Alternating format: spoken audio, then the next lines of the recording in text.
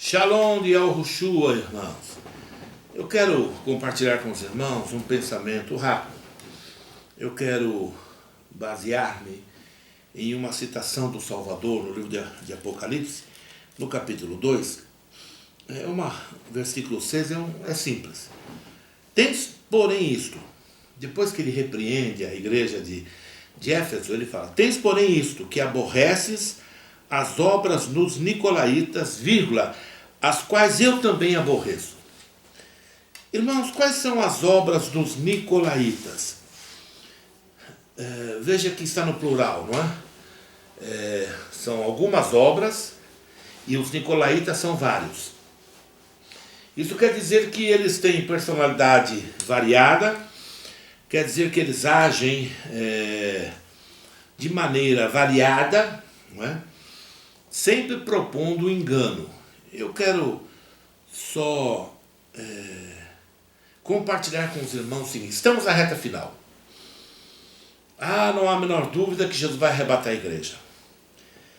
A Bíblia diz que o Senhor Jesus, falando a Pedro, falou assim: Pedro, tu és pedra, e sobre esta rocha, que é Cristo e aquela revelação que ele estava dando, eu edificarei a minha igreja. A minha. Artigo definido no singular. A minha igreja. E as portas do inferno não prevalecerão contra ela.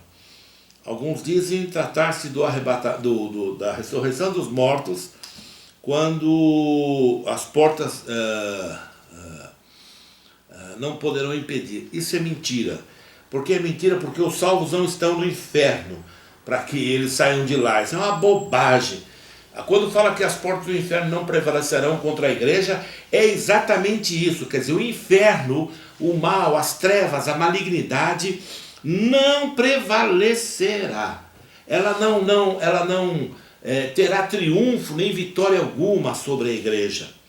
Embora pareça algumas vezes, pela situação em que os crentes são perseguidos, isso é permissão do Todo-Poderoso, e naquele dia nós entenderemos se quisermos. Eu também não estarei interessado muito em saber muita coisa. Já estarei lá, não vou ficar perguntando: por que o Senhor fez aquele dia assim? Olha, eu não penso que nós teremos esse tipo de atitude, porque a coisa é tão gloriosa, tão maravilhosa, que nós entenderemos tudo sem perguntar, não é? Bem, o que eu quero compartilhar com os irmãos é o seguinte: está tendo na internet, Facebook, não sei mais o que, um monte de pessoas oferecendo cursos teológicos, seminário. Aí o povo pergunta: tem reconhecimento do MEC? Aí que gozado, né?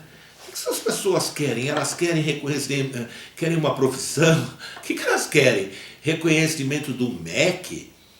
Que desgraça satânica é essa? O MEC vai reconhecer o que? A palavra de Deus? Quem é o MEC? Não é? Um órgão do mundo. Como é que um órgão do mundo vai...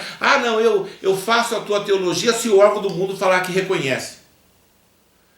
Por outro lado, por isso não ser moral, pelo menos, então aparece um monte de gente, eles leem um texto e perguntam se você entende aquilo. E começa a dizer: olha, a Bíblia tem duas maneiras de interpretar. Não tem, só tem uma. O apóstolo Pedro falou assim, que a Bíblia não é de particular interpretação. Há uma interpretação única, dada pelo Todo-Poderoso. Mas entenda uma coisa, eu vou te explicar uma coisa. Há uns 40 anos, eu vou aumentar um pouquinho, há uns 50 anos, que o conhecimento linguístico, o conhecimento da gramática, o vocabulário da humanidade tem diminuído drasticamente. Passamos esse período, pelo menos que eu me lembro, por 2 ou 3 reformas ortográficas. E a última foi a pior, não é? Que resolveram que você deve escrever como fala. E isso criou uma série de problemas Porque conforme o conhecimento, não é, da palavra e o contato com a escritura, não bíblica, a escritura de qualidade, de uma formação gramatical perfeita, de uma riqueza em vocábulos e expressões, foram diminuindo, o povo foi emburrecendo, a tal ponto que nunca houve tantas chamadas traduções das Escrituras como nesses dias. As traduções estão cada vez pior, porque eles estão querendo explicar a mudança das palavras. Porque eles dizem o seguinte: não, você não tem capacidade de entender, você precisa de mim, então você vai me pagar. Eu vou dar 50% de desconto se você fizer a inscrição agora, e você vai me pagar. Eu quero dizer com todas as palavras, estas figuras são mercenários. Eles são esses nicolaítas. Eles buscam, eles estão no reino de Deus, mas eles não vivem o reino de Deus. O alvo deles é eles próprios. Eu vi um deles falar assim: eu sou pastor e dou aula aqui. Bem, se você é pastor, por que você não dá aula na tua igreja? E se você é pastor, mostre a tua igreja. Se você é mesmo um pastor, você cobra lá para poder ensinar. Aí um pastor você podia fazer o seguinte, falar assim: é bíblico, moço. A Bíblia diz que quem é instruído na palavra reparta com tudo que tem com aquele que o instrui. Epa, a palavra está sendo dirigida ao que é instruído e não ao que o instrui. O fato de Deus falar para alguém que ouve a palavra participar financeiramente com aquele que ensina, não está dizendo você que ensina cobre.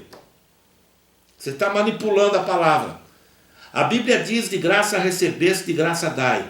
Então, se algum irmão tiver falta de conhecimento, a Bíblia diz: peça a Deus que dá liberalmente. Estou falando com um crente. As pessoas não creem. Entendeu? As pessoas, elas aprenderam de um que aprenderam com o outro. Agora, só para encerrar, o seguinte: nós temos N denominações, não é? Então, um católico, por exemplo, se ele for em Roma, a doutrina é a mesma, a missa é igual, se ele for na África é igual, tudo é igual. Mas entre os chamados evangélicos, eu não sou evangélico, entre os chamados evangélicos, tem, olha, adventista, né? Ele tem uma doutrina só dele. Quem criou a doutrina dele foi uma mulher chamada Ellen G. White. Depois tem os Mormons, depois tem os Testemunhos de Jeová, depois tem os chamados históricos, que são os mais arrogantes, eles acham que eles são donos da verdade. Depois tem os pentecostais, depois tem neopentecostal, depois tem carismático. E aí vai se subdividindo, e cada um desses daí tem um seminário. E cada um desses seminários ensina uma coisa, e eles brigam entre eles. Eles brigam e não se dão. Então, se você for no seminário presbiteriano, ele vai ensinar você o tempo todo a não crer, não é? Por exemplo, que haja milênio, ou que Jesus vem antes da tribulação, ou que todos que quiserem podem ser salvos. Não, eles vão ensinar outra coisa. Aí você sai de lá engessado. Mas se você for na Adventista, eles vão tuchar em você a doutrina de Ellen G. White e o sábado, e você vai sair de lá engessado. Em qualquer seminário que você for, você vai sair engessado dentro de uma caixa religiosa. Você não tenha dúvida disso. Então, você pode perguntar: e você? Bem, eu não estou propondo a você nenhum curso, eu estou só pregando aqui de graça, não é? E eu diria para você, então, se você tem vontade de aprender, não é muito difícil. Compre um livro tradicional sobre exegese, compra um sobre hermenêutica, estude as profecias, pegue uns 3, 4 livros de profecia, de preferência, eu diria, batista e pentecostal, e leia os evangelhos. E o mistério está em ler a Bíblia todos os dias e orar. Você vai aprender tudo. Olha, esses chamados mestres, eu dou risada deles. Eles falam só bobagem.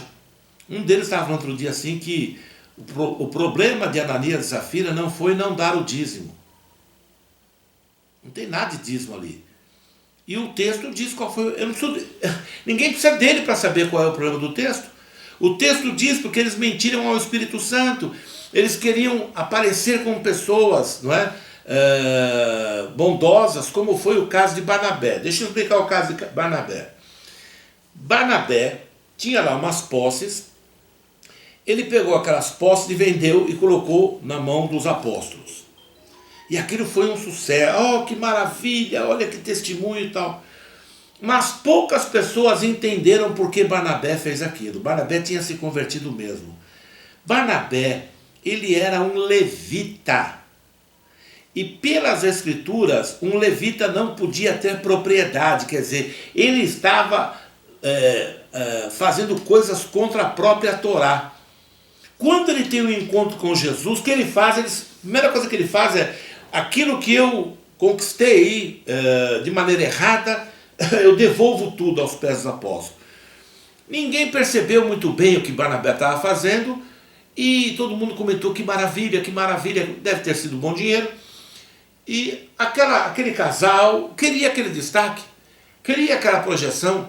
É igual essas pessoas, eu não sei porquê, nas igrejas, manas, colocam essas cadeiras, cara, no chamado palco, stage, púlpito, sei lá o que. Alguns chamam de altar. Que altar? O que, rapaz? Altar é o meu coração. Deus habita em mim, não habita naquele trem, naquele negócio, não é não? E aí é horrível, os caras não param, tá? Aquele monte de homem sentado, como se eles fossem... Você entendeu? Uma coisa estranha. Quer dizer, fazendo com que fique fixado na mente do povo a ideia de uma elite espiritual, de pessoas acima da média, melhor do que qualquer outro. Os santos e os sentam lá em cima, e aqueles que têm a palavra e são maduros. É uma discriminação. Na igreja não... Jesus proibiu tudo isso. Então, quando você vai num culto, é estranho. Eu fui pregar no lugar, vamos embora, vai começar o culto. O pastor: não, querido, vamos aguardar. Tinha um escritório no fundo da igreja. Aguardar o quê? Até começou o culto. Não, nós temos que aguardar a nossa entrada. Eu falei: nossa entrada? Que entrada? Tinha uma pegada. Quando tocava o hino tal, a gente abriu uma porta do fundo do púlpito, a gente aparecia.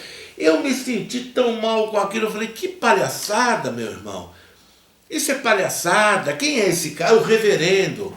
O único que é digno de reverência é o Altíssimo Deus dos céus e a terra, não é? Então, se você estudar essas coisas, você vai continuar sendo essa porcaria que estão aí. Tá tudo aí. Eles não mudam. Eles gostam de bajulação, eles gostam, quem falou foi Jesus, gostam dos primeiros lugares na sinagoga, usam aquelas roupas todas assim para dizer que são praticantes da religião. O jeito, amado, querido, rapaz, é uma coisa de fariseu terrível, não é? Irmão, eu não gosto disso, eu não pratico isso.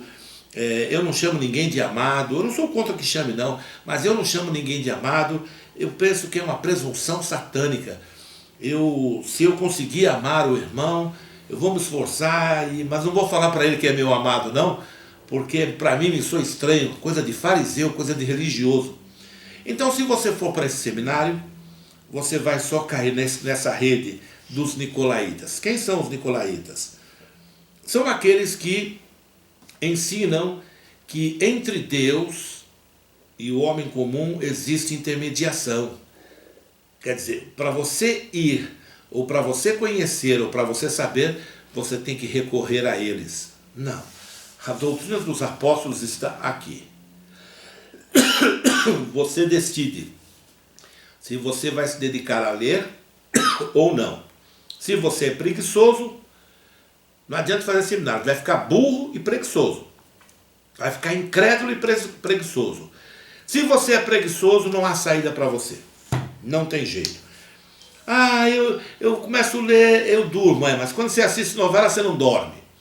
Quando você assiste filme e jogo de futebol, você não dorme, só com as coisas de Deus. Então tem uma opressão do diabo aí, tá certo? Aí você acha que o seminário vai resolver, não vai. E curioso, eu vou dizer qual que é. Esses homens não querem trabalhar. Eles montam o negócio na internet, manas, entendeu? E é tudo virtual. Nem aula presencial existe. Ainda podia trazer o cara teve o trabalho de ir lá na classe. Não, nem isso mais tem. É virtual, tá vendo? Então eu monto, faço a gravação como estou fazendo aqui e isso vai rodar 2, 3, 5, 10 anos. Eu faço propaganda, eu pago para o YouTube lançar a minha propaganda, não é? Disparar os robozinhos lá. E um monte de crente vai lá e vai me dar. E eu faço os cálculos. Qual é a possibilidade do mercado? Quanto de retorno? Eu vou ganhar X, você vai ganhar X. Rapaz, sai para lá, diabo, em nome de Jesus. Satanás, você é demônio. Você é imundo. Você está usando as coisas do meu Deus para projeção, para ganhar dinheiro do povo de Deus. Tem igreja, então vá viver da tua igreja. Vá viver do ministério que é justo. Não, você quer tosquiar as pessoas de outras igrejas. Quer chamar o irmão da congregação, da Deus e Amor, da Assembleia de Deus, para fazer o teu curso, para tentar seduzi-lo. Quer tosquiar a ovelha alheia. Vocês dão conta a Deus. Todos vocês, todos, sem exceção. Sem exceção. Palavra dura essa, mas essa é a palavra do meu coração. Sim, a doutrina dos nicolaítas está aí, bombando, não é? E todos eles falam assim, não, você sabe como interpretar? E eu pergunto, você sabe? Quando você abre a boca e fala tudo errado. Aí eu ponho um outro irmão para falar, te quebra no meio, para eles falar assim, não, isso é uma maneira de ver. Pois é, então não se põe a falar que você tem a interpretação. Você está mentindo e enganando, vá se converter. Enquanto há tempo, não se engane.